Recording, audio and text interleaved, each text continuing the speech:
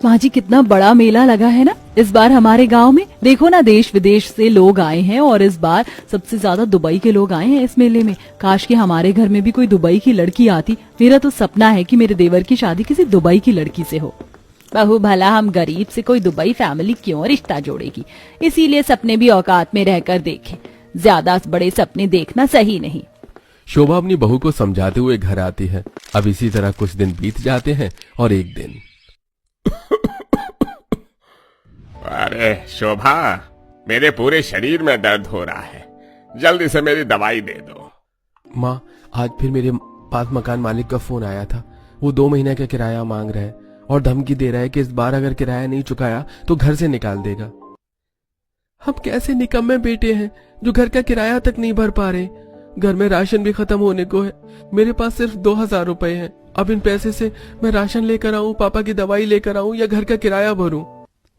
बेटा, मैं मालिक से बात कर लूंगी और 1 महीने का टाइम भी ले लूंगी, तो उन पैसों से राशन ले आओ। और मेरे पास एक सोने की बाली बची है, मैं सोच रही हूँ कि इन्हें बेचकर डॉक्टर ने जो टेस्ट लिखे हैं मैं तेरे पापा के वो टेस्ट करवा लूं और इनकी दवाई ले आऊं।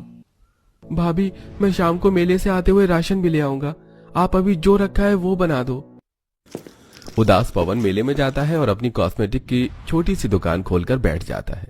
तो वहीं योगेश एक छोटी सी दुकान में जाता है और सोने पर कारीगरी का काम करना शुरू कर देता है।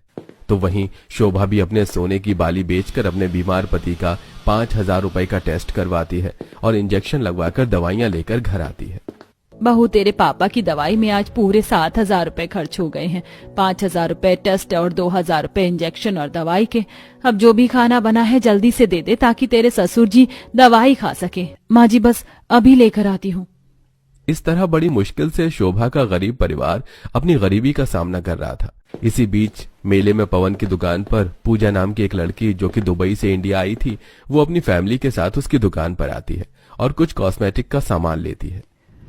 पापा, ये देखो, दुबई में इतना सोना है पर फिर भी जो हमारे इंडिया में बात है वो कहीं नहीं। मुझे तो इंडिया की कांच की चूड़ी ही पसंद आ रही है और ये बिंदी।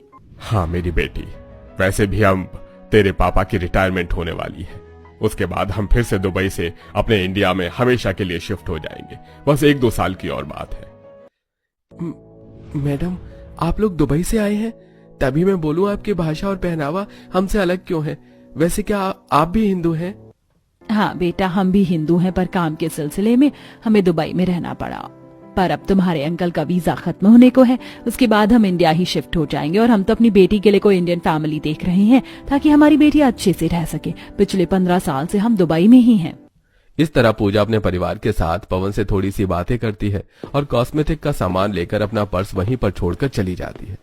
कुछ ही देर में भीड़ होती है और पूजा का पर्स दुकान के अंदर टेबल के नीचे गिर जाता है। और कुछ ही देर बाद पूजा घबराई परेशान अपनी बहन के साथ दोबारा पवन की दुकान पर आती है।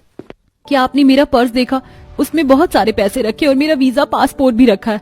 अगर वो खो गया तो हम दुबई कैसे जाएंगे? प्लीज मेरा पर्स ढूंढ दीजिए, मैं यहीं पर रख कर गई थी।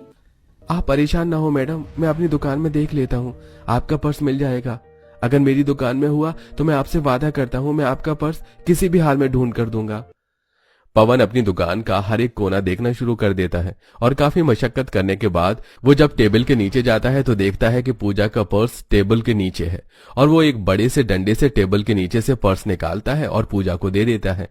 पूजा को पवन की ये ईमानदारी काफी पसंद आती है और वो घर जाकर सारी बात अपनी माँ को बताती है।